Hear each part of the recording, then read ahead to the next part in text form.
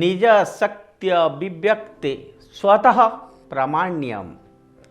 वेद परमपिता परमात्मा की औपरिस्य शक्ति की अभिव्यक्ति का स्वतः प्रमाण है। काल बंधन से मुक्त परमात्मा सभी गुरुओं का गुरु है।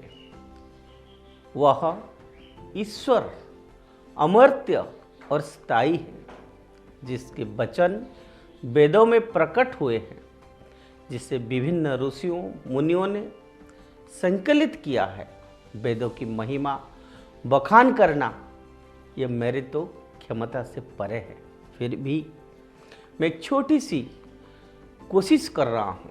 नासदीय सूक्त का वर्णन आपके सामने है। वह ऋग्वेद की 10वें मंडल का 129वां सूक्त है, जिसमें 7 श्लोक है।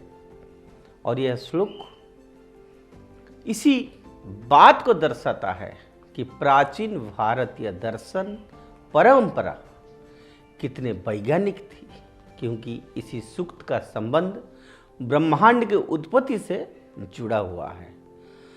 नासदीय सूक्त इसी प्रकार की है। नासदा सिन्नो सदा सात दानि नासीद्रजो नभो मा परो यत् किमामरी बकुह कस्य संभनवः किमासीत् गहनम गभीरम। अर्थात सृष्टि की उत्पत्ति से पहले सत या असत यानी भाव या अभाव नहीं था। स्वर्गलोक, मृत्युलोक और पाताल लोक ये सब नहीं थे। अंतरिक्ष नहीं था। यहां तक कि अंतरिक्ष से परे जो कुछ मौजूद है वो भी विद्यमान नहीं थे। संपूर्ण सृष्टि को ढकने वाला वह तत्व तब कहां था और किसके संरक्षण में था? ये एक गहन और गंभीर प्रश्न है। नासदीय सूक्त का यह प्रथम श्लोक सृष्टि के निर्माण से पहले की ऐश्वर्य सत्ता का वर्णन करता है, जो चारों तरफ विराजमान था और उससे पर कुछ भी नहीं था। ना मृत्युरासीदमृतम न ताहिन रात्रा आहन आसी प्रकेतः अनिदबातं स्वधया तदेकं तम्हारधानज्ञ परंकिचनासः। अर्थात उस खंड में मृत्यु या जीवन का भी अस्तित्व नहीं था। रात्रि और दिन भी नहीं थे। अर्थात समय ठहरा हुआ था। उस समय वह ब्रह्म तत्व ही केवल प्राण युक्त विराजमान था, लेकिन वह क्रिया से शून्य और माया के साथ एकात्म स्वरूप में विराजमान था। अर्थात ब्रह्मा और माया एक दूसरे से अलग नहीं थे।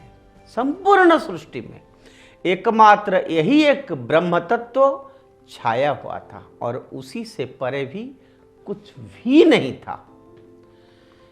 तम आसी तमसा गूढ़मग्रे आप्रकेतम सलीलम सर्वमा इदम मूर्छयेनाभ्यपिहितम यदासी तपः सच्छोन्नामीना जायति कम।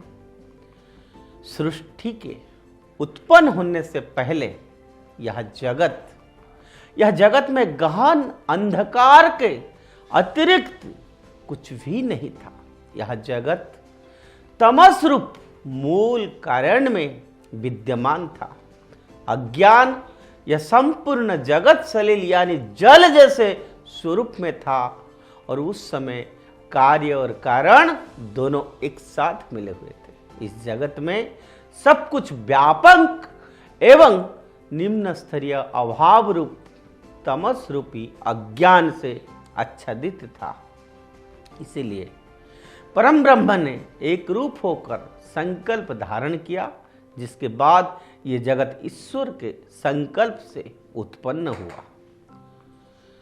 कामस्थदग्रहो समवर्तताधिमनसो रेत प्रथमं यदासित् शतबन्धुमर्ति नीरबिंदिर्हृदि प्रतिस्याकावयो मनीषा।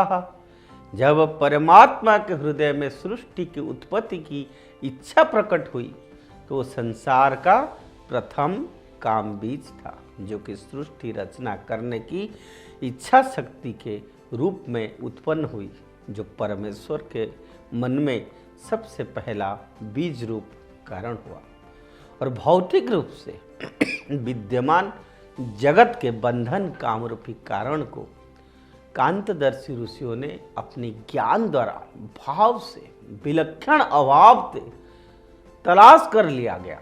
अर्थात ईश्वर ने जब एक को अस्मि बहुस्मा का संकल्प धारण किया तो यह प्रथम काम बीज के रूप में जाना गया, जिसे ऋषियों ने अपने तप और संकल्प शक्ति से जाना। निरसीनो विततो रश्मिरसामदः स्विदासीदुपरि स्विदासित् ऋतोधा आसमन्नभिमानः आसन्नवधः अवस्था प्रियतिः। परतात् अर्थात उस ईश्वर ने स्वयं को महाशून्य में फैलाया और उसकी काम संकल्प से सृष्टि बीज कारण उत्पन्न होने शुरू हो गए हैं। सूर्य किरण के समान व्यापकता और उसमें विद्यमान थी, लेकिन यह संशय है कि वह तत्व नीचे विद्यमान था या ऊपर विद्यमान था। वो सर्वत्र समान भाव से भाव उत्पन्न था। वह प्रश्न इसलिए उठा क्योंकि इस उत्पन्न जगत में कुछ पदार्थ बीज रूप कर्म को धारण करने वाले जीव रूप में थे और कुछ तत्व आकाश आदि महान रूप में प्रकृति रूप में थे। लेकिन इसमें से पहले कौन उत्पन्न हुआ यह संशय है।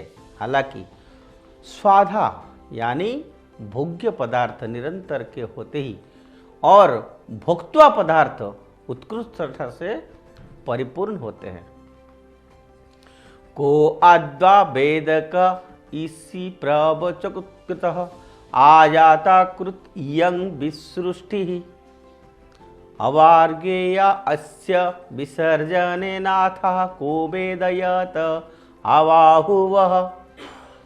अर्थात कौन इस बात को वास्तविक रूप से जानता है और कौन इस श्लोक में सृष्टि के उत्पन्न होने की विवरण को बता सकता है कि यह विविध प्रकार की सृष्टि किस उपादान का कारण से और किस निमित्त कारण से सब और से उत्पन्न हुई। देवता भी इस विविध प्रकार की सृष्टि उत्पन्न होने से बाध्य है। अतः ये देवगण भी अपने से पहले की बात के विषय में नहीं बता सकते। इसलिए कौन मनुष्य जानता है कि किस कारण ये सारा संसार उत्पन्न हुआ। इसका अर्थ है कि ब्रह्मा द्वारा सृष्टि निर्माण के इस विचित्र रहस्य को समझाना मानवीय मस्तिष्क की सीमा से परे है। इसी बारे में सिर्फ परमात्मा ही जानते हैं। देवता भी सृष्टि पैदा होने के बाद आए, इसीलिए वह भी इस रहस्य से अनभिज्ञ हैं। ऐसे में मनुष्य की तो बात ही क्या है। इयं विसुष्टियत् आवभूव यदि वा दधेयादिवानः यु असाध्याख्य परामे व्योमक्त्योः अंगवेदयादिवान वेदः। अर्थात यह विविध प्रकार की सृष्टि जिस प्रकार की उपादान और निर्मित कारण से उत्पन्न हुई है, इसका मुख्य कारण है ईश्वर के द्वारा इसे धारण करना, क्योंकि उसे उसके अतिरिक्त अन्य कोई धारण नहीं कर सकता। इस सृष्टि का जो स्वामी ईश्वर है अपने प्रकाश या आनंद स्वरूप में प्रतिष्ठित है। हे प्रिय श्रोताओं, वह आनंद स्वरूप परमात्मा ही इस विषय को जानता है। उसके अतिरिक्त इस सृष्टि उत्पत्ति तत्व को कोई भी नहीं जानता है। तो ये था नासदीय सूक्त, जिसी में सृष्टि के प्रारंभ की रहस्यों को उद्घाटित करने का प्रयास हमने किया है, लेकिन इस सूक्त में कई प्रश्न ऐसा है जिसका उत्तर नहीं दिया गया है, और उन प्रश्नों का उत्तर हिरण्यगर्भ सूक्त में है, जिसमें ईश्वर के काम बीज द्वारा सृष्टि उत्पन्न होने का वर्णन भी है।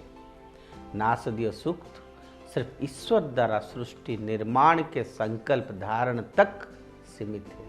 उसके आगे के चरण हिरण्यगर्भ सूक्त में बताए गए हैं, जो कि ऋग्वेद का ही हिस्सा है, जिसके बारे में हम आपको अगले एपिसोड में बताएंगे। देखते रहिए उदय इंडिया। ओम नमः नारायणाय। ओम तत्सत।